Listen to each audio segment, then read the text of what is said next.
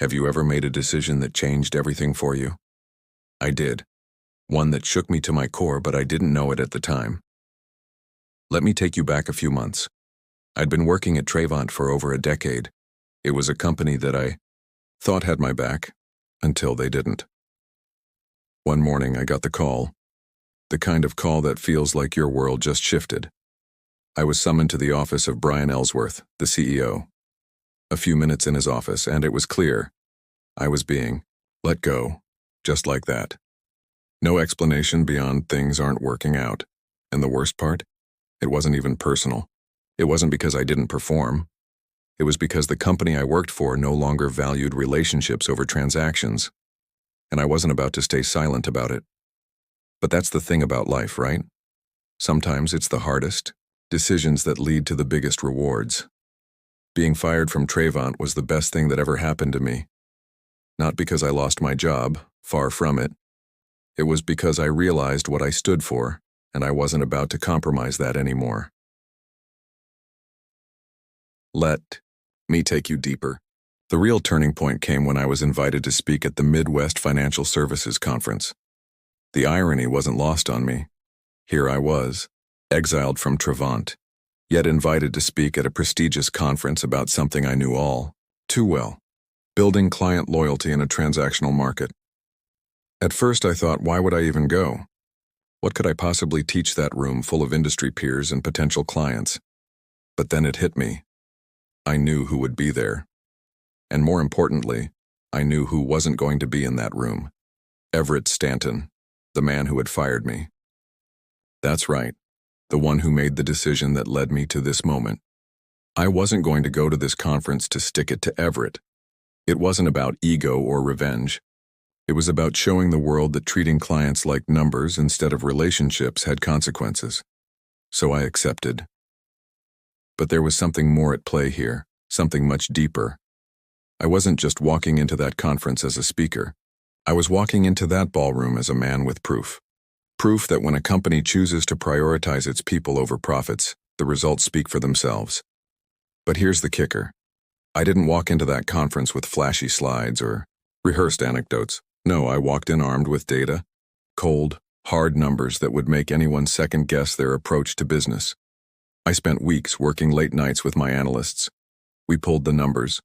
We tracked every client who had left Trayvant and followed me to Grantley. It wasn't just a few clients, it was a movement. And when we looked at the results, it was undeniable. Clients who had switched to Grantley were experiencing lower costs, faster service, and increased satisfaction. It was time to go to battle. Not with words, but with facts. Imagine this. You're sitting in a room filled with some of the brightest minds in the industry, your former colleagues, and a few familiar faces from your past. You've been invited to speak at a prestigious conference about client loyalty in a transactional market. Sounds pretty standard, right? But here's the twist. This isn't just another panel discussion. No, for me this was personal, and let me tell you why. You see, I wasn't just there to talk about abstract concepts or theoretical business practices. I wasn't there for ego or exposure. I was there because I knew exactly who was in that audience. Some of them were industry peers, others potential clients. But most importantly, Everett, my former boss, was there too, along with the remaining leadership team from Trayvant. I knew exactly what they were thinking. Would I be the one to stand up there and give them a pat on the back? Or would I call them out on the very thing that cost me my job and led me to this moment? The irony? It wasn't lost on me. Everett, he never missed this conference, neither did the board members. And now here I was on the other side, not just as an attendee, but as the one on stage ready to challenge everything they believed about client relationships. But here's where the story really begins. I prepared for this moment like it was the biggest test of my life. Not with flashy slides or rehearsed anecdotes. I didn't need any of that. I spent nights, late into the hours, working alongside analysts, gathering real data. You see, the clients who left Trayvant and came with me to Grantley, I had numbers to back it up. So when my turn came to speak, I wasn't worried about fancy PowerPoint animations or corporate jargon. No, I was there to prove a point, to show what happens when a company truly values relationships, not transactions. Said to the audience, "In a world where everything is automated, everything is digitized, what is the one thing that still makes a difference? The thing that can't be replaced by a computer or a system? That's right, personal accountability. In this market, trust is rare. Too many companies treat their clients like commodities, something to be shuffled around and used as a number to hit a quarterly target. But here's the truth. Loyalty is earned, not because you pay someone to stay, but because you deliver. You put in the work. You value the people who trust you with their business." I could see the audience hanging on every word, and then I hit them with the numbers. I laid out the facts. Service response times down 53%. Implementation costs down 30%. Client satisfaction scores up 22 points. Now, here's the kicker. I never once mentioned Trevant by name. Never. It wasn't necessary. Those in the room who knew the story, well, they knew exactly who I was talking about. I just let the results speak for themselves. And then I took a breath. I could feel it. The room was quiet, but I wasn't done. "Let me make one thing clear," I said, locking eyes with the crowd. And then I turned to Everett. I could almost feel his gaze burning into the back of my neck. "It's not about fancy retention packages. It's not about whether or not you lock someone into a contract. It's about treating people with respect.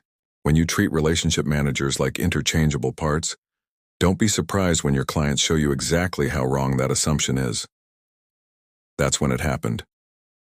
A young analyst, one I didn't even recognize, raised their hand. "Isn't your recent move from Trevant to Grantley, along with several major clients, exactly the kind of situation companies fear when they consider how much autonomy to give relationship managers?"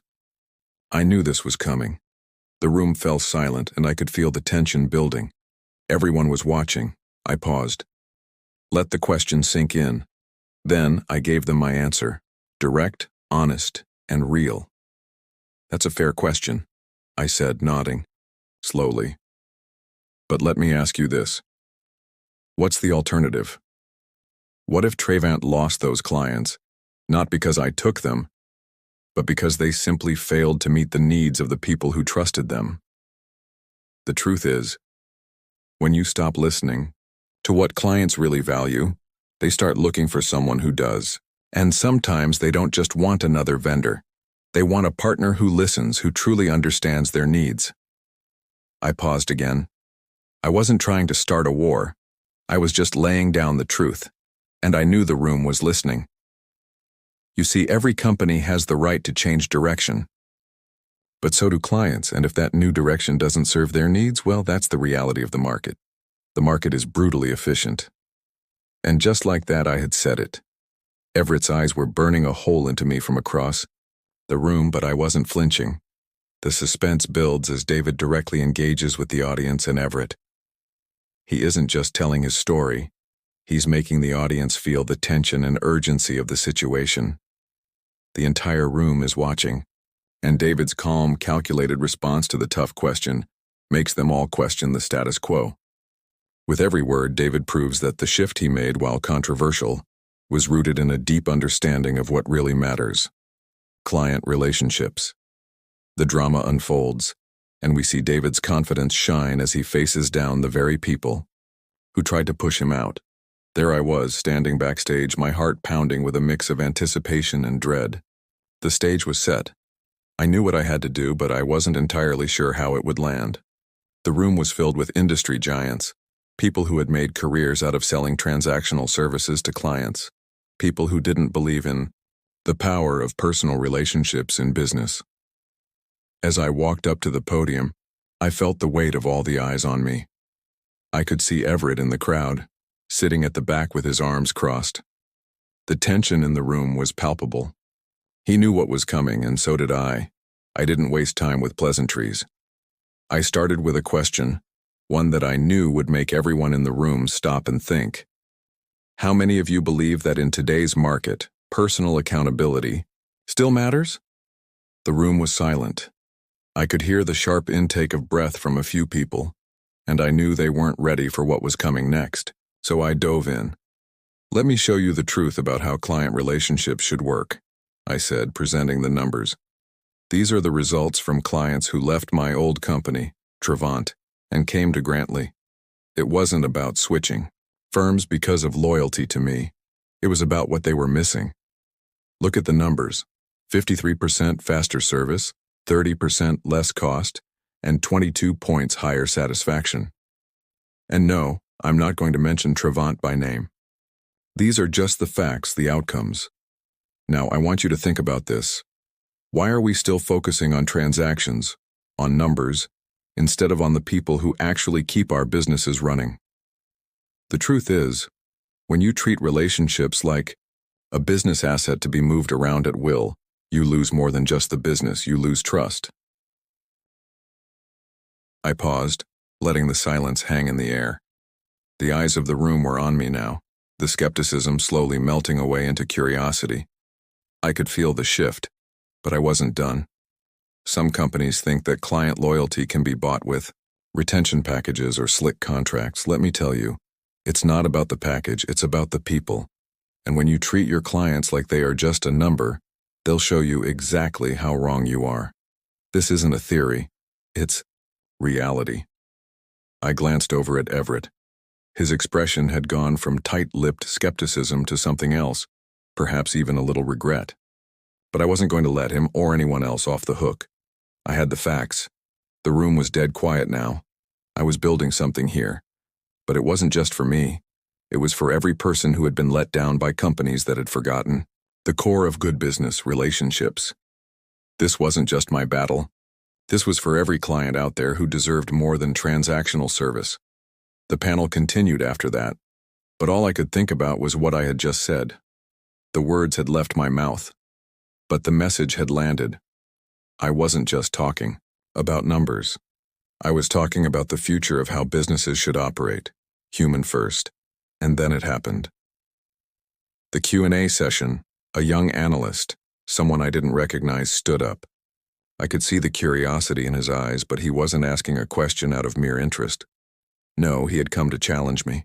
He looked right at me and asked, "Isn't your recent move from Trevant to Grantley, along with several major clients, exactly what companies fear when they consider how much autonomy to give relationship managers?" I could feel the eyes in the room all turn toward me. The tension had gone from quiet curiosity to full-on suspense. I took a breath and answered, keeping my composure. "That's a fair question." I let the words settle, then continued. "But let's look at it from a different perspective. Trevant lost those clients not because I took them, but because they failed to understand what those clients actually valued. People didn't follow me because of loyalty alone. They followed because their needs were being better met by my approach to service. A service that Trevant, for whatever reason, no longer aligned with. Every company has the right to change direction, but every client has the right to decide if that new direction serves their needs. That's the beauty and the cruelty of the market." I paused and made eye contact with Everett. The room was silent. My words had hit their mark. The market is brutally efficient that way. There. I had said it. The truth. And there was no going back. The room was still reeling from the intensity of the conversation, but I knew that it had just begun. What was coming next would be the real test.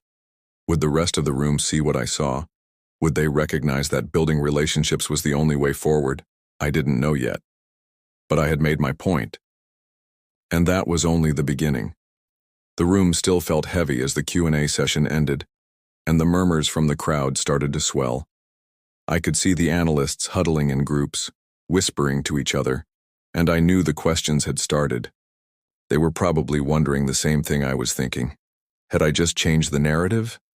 But then I saw him again. Everett. He was still sitting in the back, his arms still crossed. I wasn't sure if that was a sign of disapproval or contemplation. Either way, it didn't matter. I had delivered my message. But as the crowd began to thin and people started gathering their things, I couldn't shake the feeling that something was off. I walked off the stage, still in a daze, trying to process everything that had just happened. My heart was racing, but I was starting to realize that I might have just pushed the envelope too far. In that moment, I didn't care what the industry thought of me.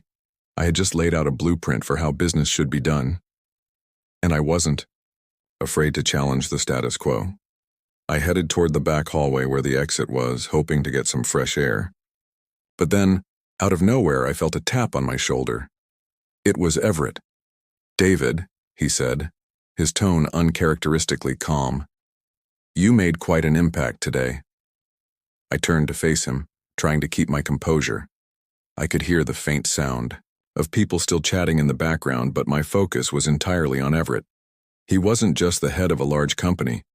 He was a man who had been in the game for decades, and if anyone was going to see through me, it would be him. But as I looked into his eyes, I saw something different. He wasn't angry. He wasn't dismissive. He was intrigued. "What do you want, Everett?" I asked, my voice steady but with an edge of caution. "I've been thinking," he began, taking a step closer. "You know, you may actually be onto something. I mean, what you said about the numbers, the results, those were compelling. But I've been in this industry long enough to know that it's not just about numbers. It's about relationships. And the way you approached this whole thing, and it was personal. I wasn't expecting that. I wasn't expecting someone to come in and challenge this entire approach." His words hit harder than I expected. For a moment, I was speechless. Everett was not the type to give compliments easily. But there was more. "But I also know that you made a lot of enemies today," he continued, his gaze sharpening. "People don't like to be called out on their methods, especially when they've been working this way for decades. They don't like change, David.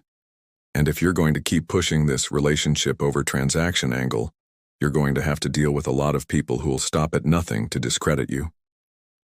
I was taken aback. This wasn't what I had expected.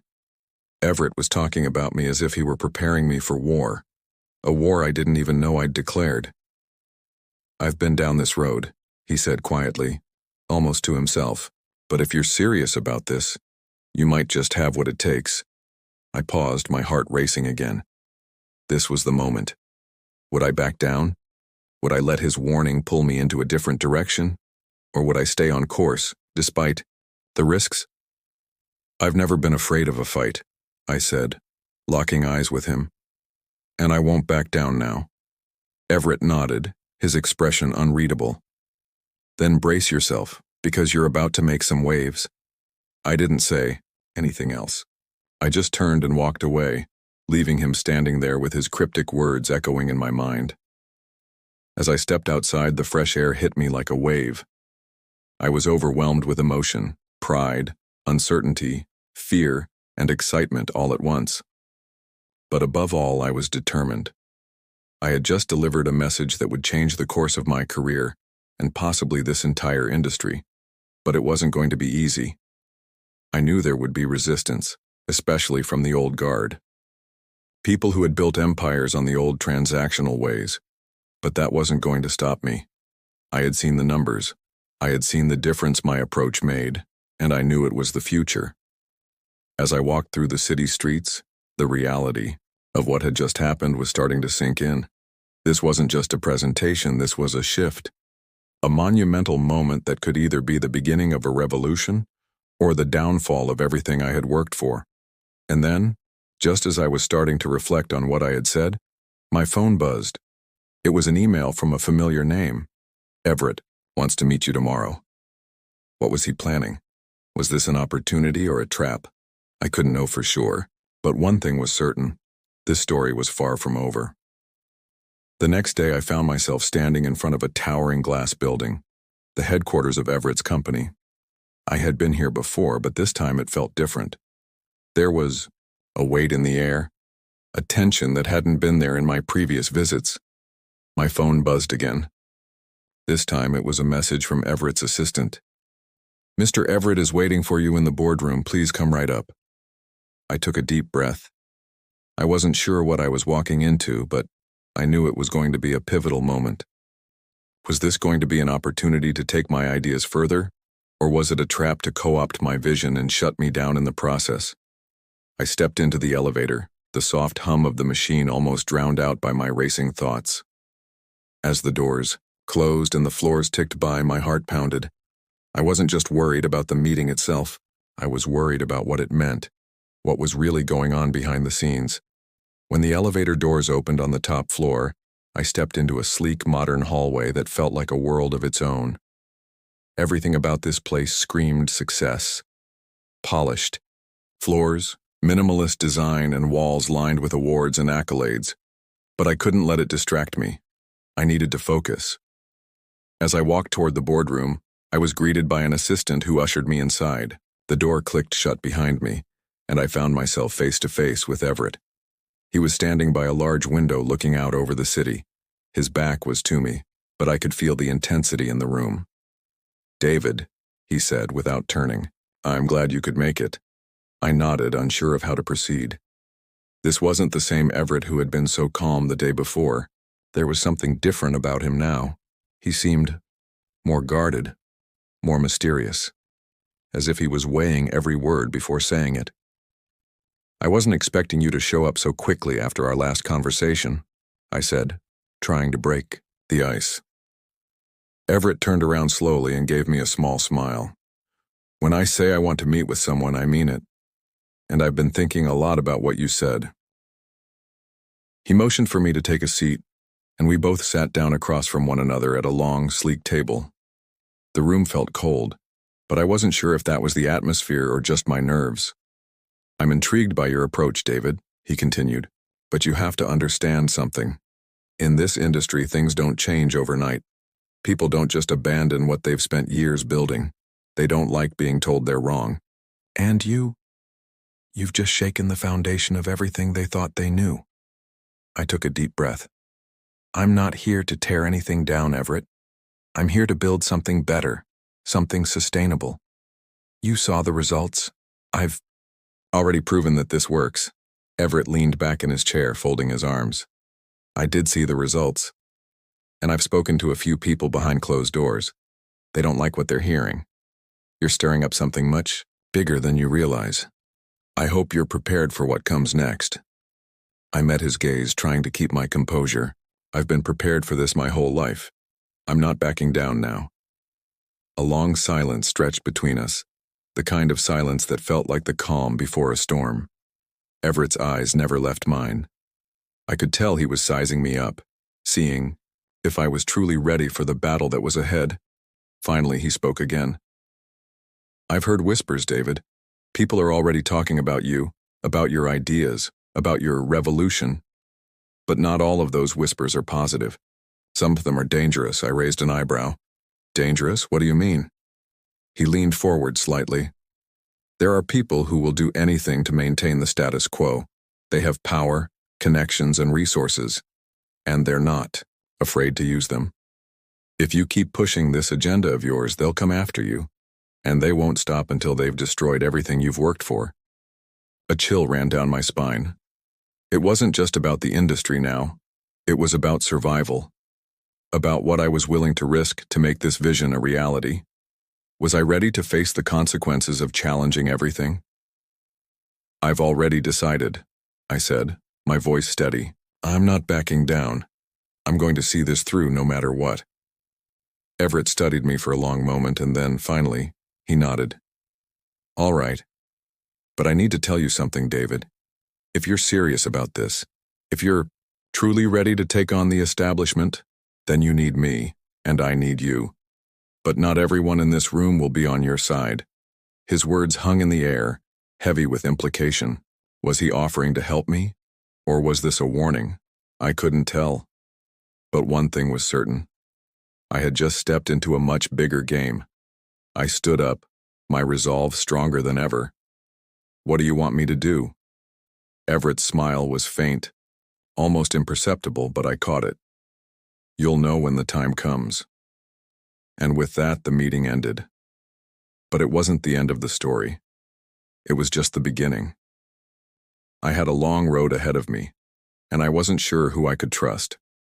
But I knew one thing. I couldn't stop now. I left the building feeling both exhilarated and terrified. What had I just agreed to? And more importantly, what was Everett really planning? The battle was far from over, and I was about to face a lot more than I had ever anticipated. But I couldn't turn back now. It was time to fight for what I believed in. You know, it's one thing to hear warnings from someone you barely know. It's another to feel them creeping under your skin. Ever since that meeting with Everett, I couldn't shake the sense that something was closing in on me.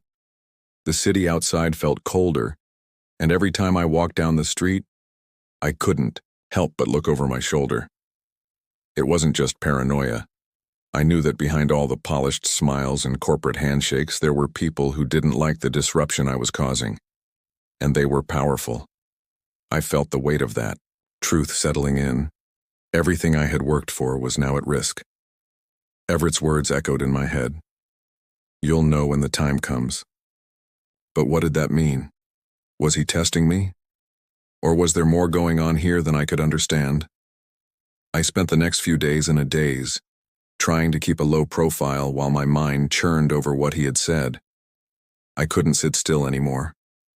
Every moment felt like a countdown, and I wasn't sure what I was waiting for. So I decided to dive into my work, to focus on the thing that had kept me grounded all this time. My vision. But even as I tried to make progress, something felt off. People who had once been supportive of my ideas were now avoiding me. I could feel the coldness in the room every time I entered a meeting. The emails, the calls, they all seemed to dry up. I was losing touch with the very people who had once been my allies. It was almost like they had been pulled away, as if someone had flipped a switch. One afternoon, as I sat at my desk trying to sort through a pile of papers, my phone buzzed. It was a text message from someone I hadn't heard from in weeks. Meet me at the usual place now. I frowned. It was from Claire, a colleague I had worked closely with on my project. She had always been reliable, but we hadn't spoken in days. Something was wrong. I grabbed my coat, my heart pounding in my chest. The usual place was a small cafe on the edge of the city, a quiet spot where we could talk without being interrupted. As I made my way through the bustling streets, the weight of the situation pressed down on me. When I arrived, I spotted Claire sitting by the window. She looked different, more tense than usual, her hands fidgeting nervously as she glanced around the cafe. When she saw me, she quickly motioned for me to join her. "David, we need to talk," she said as soon as I sat down. I leaned in, feeling the urgency in her tone. "What's going on, Claire? You've been avoiding me."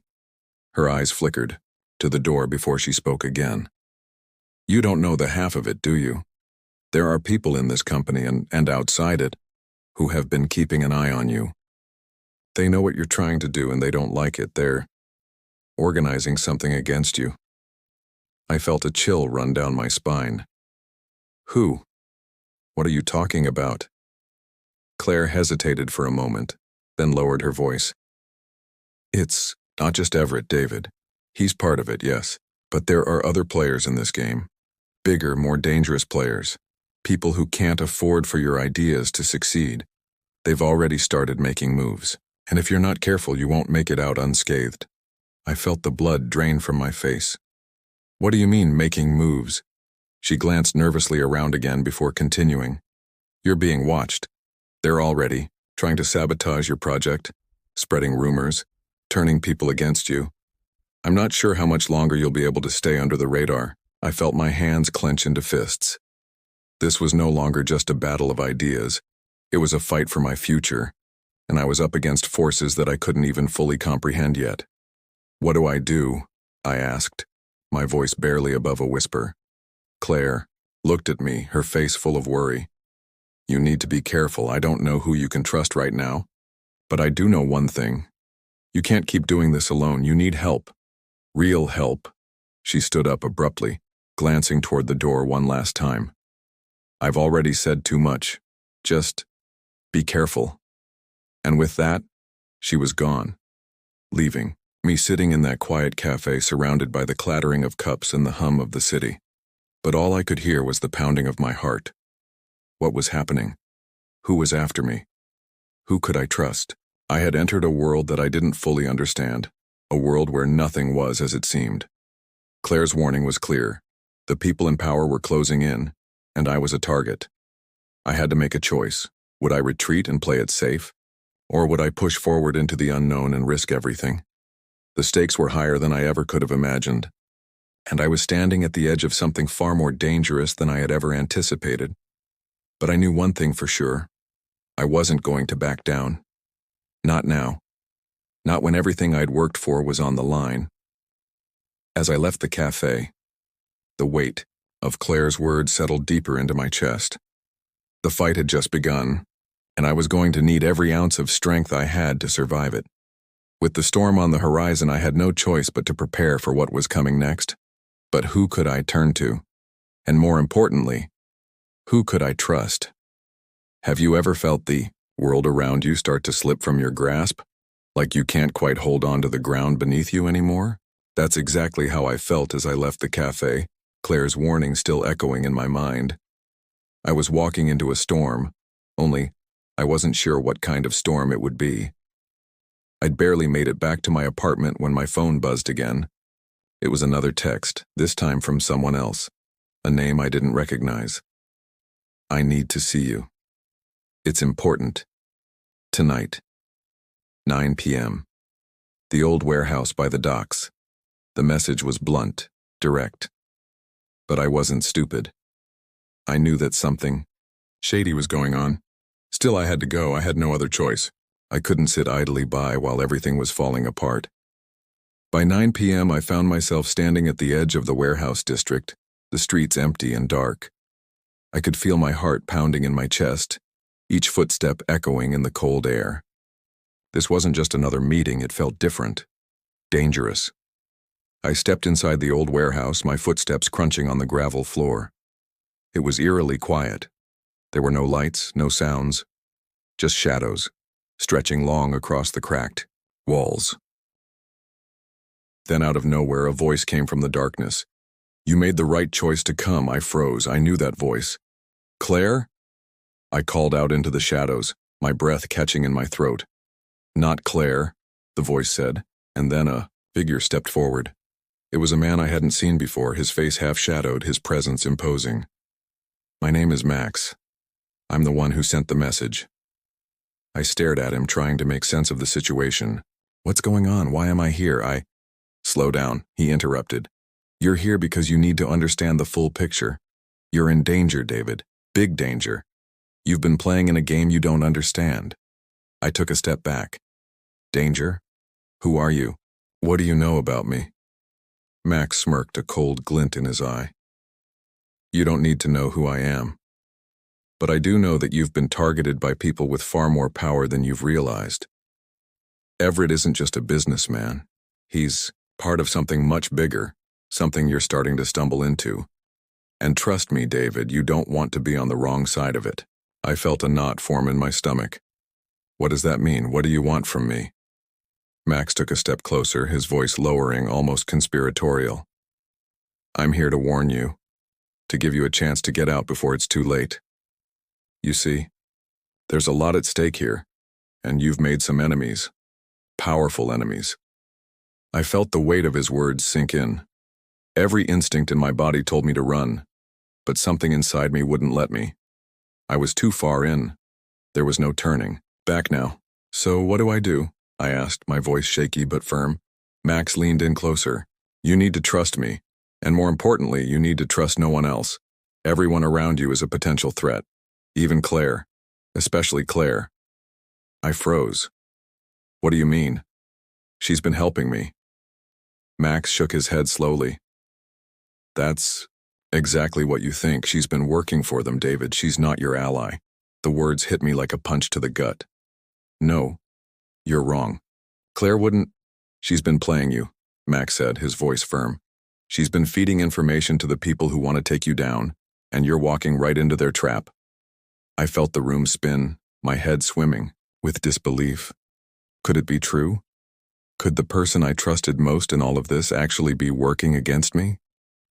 I don't believe you, I stammered, but my voice lacked conviction. Every instinct told me to fight back, but deep down, a small voice whispered the truth. Could Max be right? Max took a step back and looked at me with a knowing expression. I understand you don't want to believe it, but it's the truth.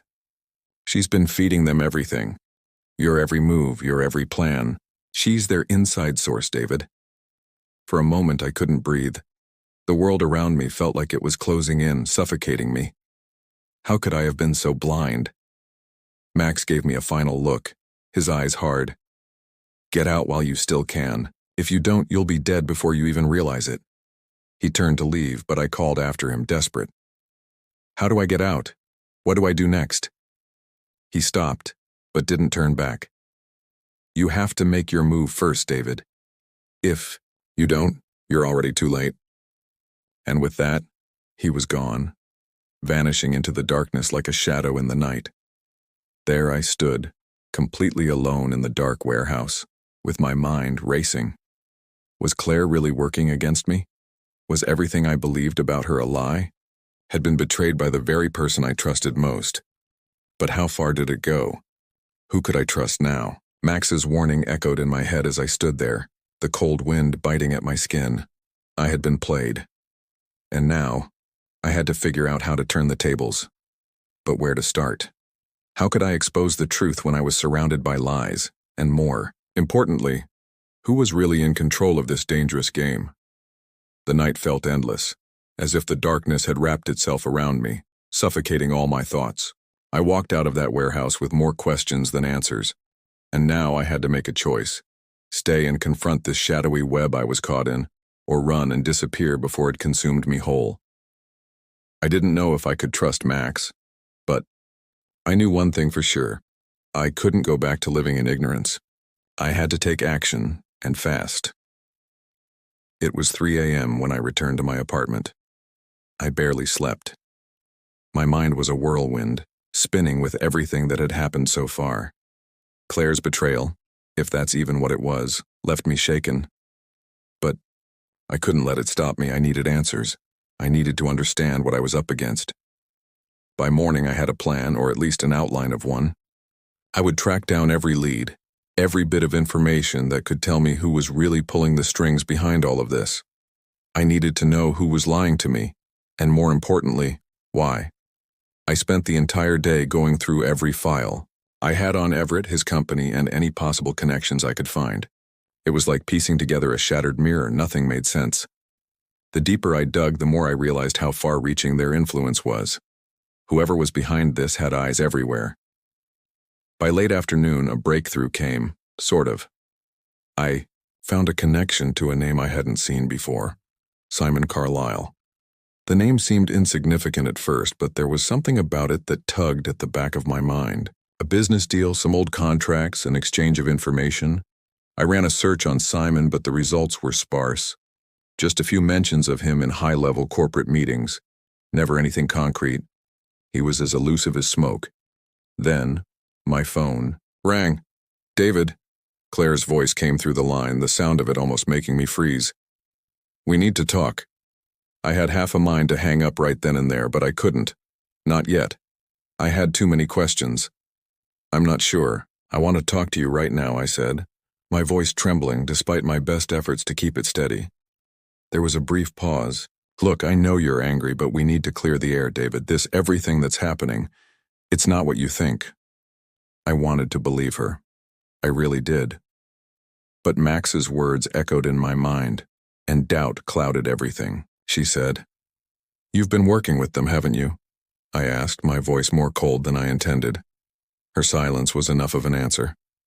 Then she spoke, softly, like she was afraid of what she was about to reveal. It's complicated. David, I'm trying to protect you, but I don't know if I can anymore. Her words left me stunned. I wanted to push further, but the truth was I didn't know who to believe anymore.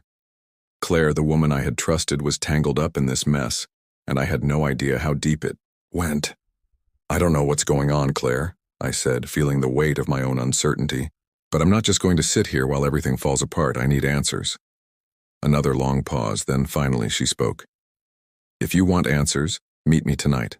Same place. The docks. But be careful, David. There are people watching. You. People who won't hesitate to... The line went dead. David continues. I stared at the phone in my hand, my mind racing.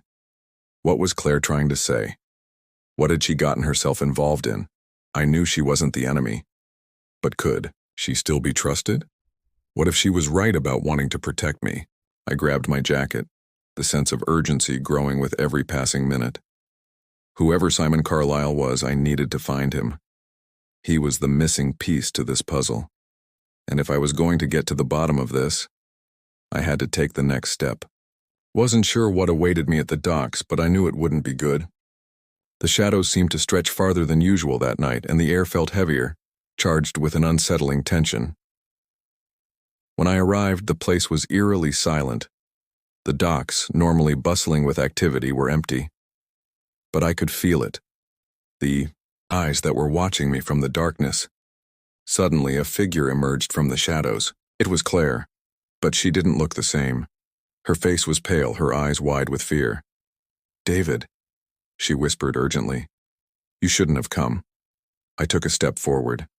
"I need to know what's going on, Claire. Who's behind this? Who's trying to destroy me?" Claire hesitated, glancing around nervously. "It's not just about you. There's a bigger game at play here. And if you're not careful, you'll be swept away in it." I grabbed her arm. "Tell me. I need the truth, Claire." She shook her head, her voice trembling. "The truth? The truth is, David, we're both in too deep. There's no way out now. They'll come for us both." Before she could finish, a car engine roared to life in the distance. Claire froze, and her expression turned to sheer panic. "They're here," she said, her voice barely a whisper. I turned to look, but by the time I did, the headlights were blinding, and the sound of tires screeching against asphalt filled the air. The night had taken another dark turn, and I didn't know how much longer I could keep playing along with these dangerous games. The only thing I knew for sure was that I was no longer just trying to protect myself. I was fighting for survival. The people coming for me were closer than ever, and every decision I made from this point forward could mean the difference between life and death. Would I make it out alive? Or would I become another casualty in this twisted, deadly game? The sound of the approaching car was deafening. My heart raced as I watched the headlights get closer, casting long shadows over the abandoned docks. My breath caught in my throat, and I instinctively stepped back, pulling Claire behind me. "What's happening, Claire? Who are they?" I asked, my voice tight with fear. Claire's eyes were wide with panic, her hands shaking as she gripped my arm. "David, they're coming for both of us. You don't understand. This is bigger than you think. You're not just caught in the middle of a game. They've been watching you all along." I didn't need to hear more. I already felt the weight of it all, the suffocating realization that I was being dragged into something I never asked for. The car screeched to a halt in front of us. The headlights blinded us for a moment, and I squinted, trying to make out the figures emerging from the vehicle. 2 men stepped out, their movements swift, practiced. I didn't recognize them, but the coldness in their eyes told me everything I needed to know. Max's warning echoed in my mind. They'll stop at nothing to get what they want. I didn't have much time. Claire squeezed my arm tighter. "David, listen to me. You need to get out of here now. This is the end game. They've got too many resources, too many people. You won't win this fight." I shook my head, my determination hardening. I didn't come this far just to walk away. I need to know the truth, Claire. Who's behind all of this? Who's pulling the strings? Before she could answer, the 2 men advanced toward us. They weren't here for a conversation. It was clear now that they were here for one reason only. To silence us, I had no choice. I had to make a move. I turned to Claire, my voice urgent. "Get in the car now." She hesitated, looking at me with fear in her eyes. "David, no. Do it," I shouted, pushing her toward the car. I didn't know how much time we had left. They were getting closer, and I had to buy us some time. Claire didn't resist any longer. She climbed into the car, and I slammed the door behind her, locking it. The 2 men were almost upon me now. They moved like predators, eyes fixed on their prey. I couldn't let them take me without a fight. With my heart pounding in my chest, I sprinted toward a nearby shipping container. I heard the men shout behind me, but I didn't look back. I couldn't afford to waste a second. I dove behind the container just as a bullet whizzed past me, narrowly missing my shoulder. The impact of the shot rattled my bones, but I didn't let it slow me down. I heard one of the men shout, "Get him! Don't let him escape!" The sound of their footsteps echoed around me as I scrambled to find cover. My mind raced. I needed to think fast. Claire was in the car, but I couldn't guarantee she'd be safe for long. The men were too close. If they had the power to come this far, they could get to her too. I glanced around, my eyes scanning the area for any possible escape routes. But the docks were a maze, and the narrow alleys between containers offered little room to maneuver. There had to be something, anything that could give me the upper hand. I spotted an old rusted forklift a few feet away. It wasn't much, but it might give me just enough of a distraction. I raced toward it, hearing the men's footsteps grow louder. I reached the forklift and jumped into the driver's seat. Without thinking, I jammed the gear shift into reverse and slammed the accelerator to the floor. The forklift lurched back, and I used it as a shield, plowing through crates and debris. The sound of screeching metal filled the air as I drove straight toward the two men. They weren't expecting it. One of them tried to leap out of the way, but the other wasn't fast enough. The forklift struck him with a deafening thud, sending him sprawling to the ground. I didn't stop. I couldn't. I had no time to waste. The other man pulled out a gun and aimed it at me, but I was already speeding away, using the forklift as my cover. I heard gunshots behind me, but none of them hit their mark. The man had missed, and now I had the advantage. I made a sharp turn around a corner, leaving the men behind. My hands were shaking, but I couldn't let up. I had to keep moving. Claire was still waiting for me in the car, but I had no idea how long I had before they regrouped and came after us. I pulled into an alley, parking the forklift behind a pile of crates. I needed a plan. The situation was slipping further out of control, but I couldn't give up now. I turned to the car. Claire was still inside, her face pale. She looked like she had been through hell, and we weren't even close to the end yet. I took a deep breath, trying to steady my racing heart. I had to figure out what came next. If I kept running, I was only delaying the inevitable. If I stayed put, they'd find me. No matter what I did, there were no easy choices left. But I knew one thing. I had to make sure Claire and I got out of this. We weren't alone anymore. Whatever had started this mess, it was coming for both of us, and I would stop at nothing to make sure we came out alive. The road ahead was uncertain, but one thing was clear. I couldn't let them win. Not now. Not when the stakes had gotten this high. If I wanted answers, if I wanted to survive, I had to keep pushing forward. And there was no turning back. The cold night air rushed past me as I looked at Claire through the car window. Her face was pale, her lips trembling as she stared at the chaos unfolding around us. The sound of screeching tires echoed through the alley, and my heart pounded in my chest. I had no idea where we were going. Every decision I made seemed to lead us deeper into danger. But one thing was certain. I couldn't let them get their hands on us, not after everything we had been through. I glanced over at Claire, trying to gauge her reaction. Her eyes met mine, full of fear, but also something else. Something that gave me hope, determination. "We need to move, David. Now," Claire whispered, her voice shaking but firm. I nodded, gripping the wheel tighter. We were running out of time. The men I had just fought off weren't the only ones looking for us. There were more people involved in this twisted web of lies, and they wouldn't stop until they found us.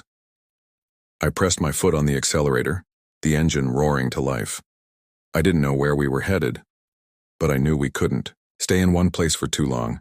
I needed to lose them, throw them off our trail. If we stayed put, it was only a matter of time before they tracked us down. "David, tell me everything you know. I need to understand why they're after us," Claire said, her voice desperate. I kept my eyes on the road, avoiding her gaze. I didn't want to tell her what I had learned. Not yet. I wasn't sure she was ready for it, and frankly, neither. was I. But the truth was closing in on me, and it was only a matter of time before I had to confront it. I sighed deeply. I don't even know where to begin, Claire. There's so much. I've been running from the truth for so long, but now it's all coming to a head. The people after us, the ones who orchestrated everything, it's bigger than we thought. Claire's eyes widened. Who are they? Why haven't you told me before? I clenched my jaw, trying to keep my emotions in check. Because I thought I could fix it. I thought I could keep you safe, but the truth is, we're just pawns in a much bigger game. The people who want us dead, they don't care about us. They care about power, control. Claire didn't say anything for a moment, the weight of my words hanging heavy in the air. I could feel her processing, her mind racing just like mine. But I wasn't ready to tell her everything. Not yet. I needed to figure out a way to escape first. The sound of distant sirens reached my ears, and I knew it was only a matter of time before the cops were involved. But they weren't going to be able to help us. Not with everything I had uncovered. Not when the people hunting us were capable of anything. I could feel my breath quicken, my mind spiraling into a panic. How could we get out of this? How could we possibly escape when it felt like every step we took was leading us closer to a trap?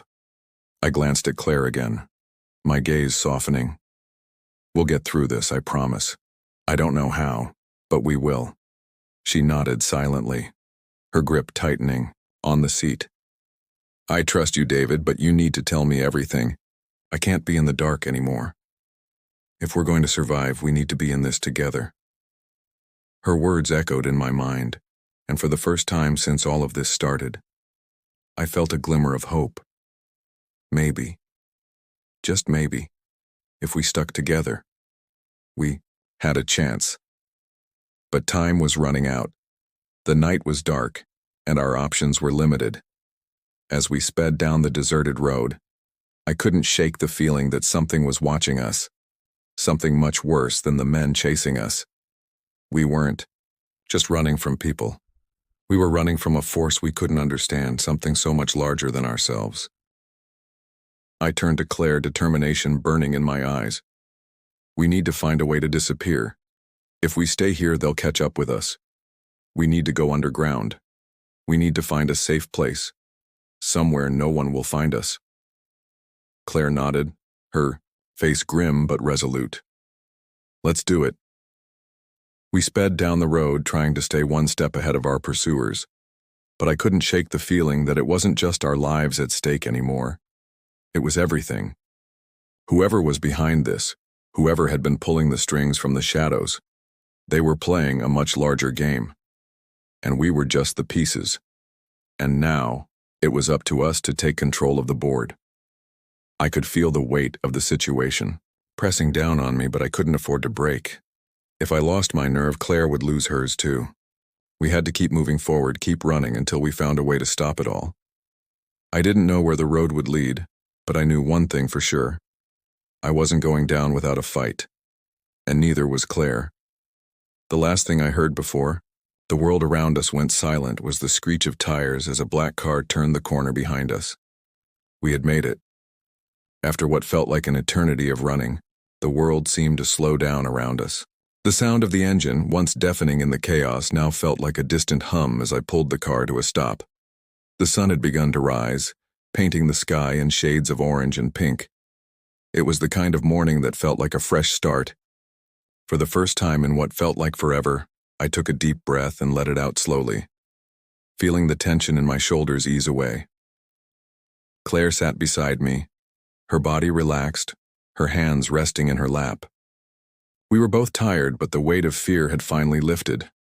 For the first time in what felt like forever, I could see a hint of peace on her face. We were safe for now.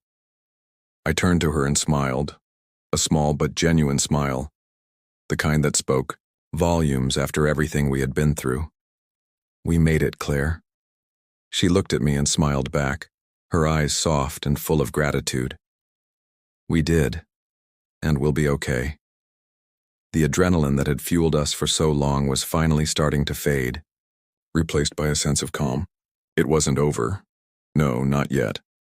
We still had a long way to go. But in that moment, I knew we could handle whatever came next. We weren't alone anymore. We had each other, and that was enough. I glanced out at the horizon, the world now bathed in the gentle glow of the early morning sun.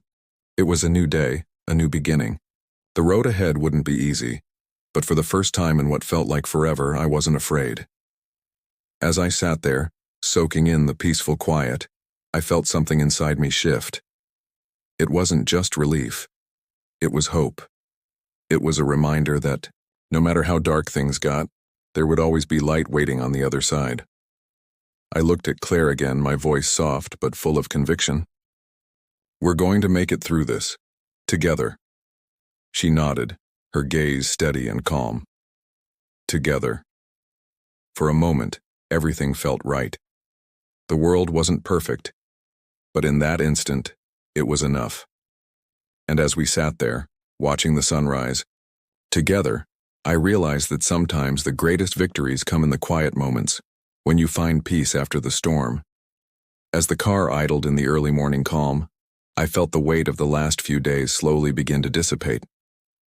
It wasn't over, but I had learned something important along the way. The power of perseverance, of hope, and of never giving up, even when the odds seemed impossible. The truth was, life had a way of throwing curveballs when you least expected it. But it was how you responded that mattered. It was about keeping your head up and moving forward no matter how hard it got. And right now, as I looked at the road ahead, I felt a sense of peace wash over me. We had come through the storm, and though the future was uncertain, I knew one thing for sure. We had the strength to face whatever was next. Together. Sometimes the hardest battles we face are the ones we fight within ourselves. But no matter how difficult the journey, remember that the calm always follows the storm, and with each step, we get closer to the peace we seek. Take a moment to breathe, embrace the quiet, and know that, just like Claire and I, you have the strength to get through whatever comes your way. You've already made it this far. Now it's time to keep going, toward the sunrise, toward hope.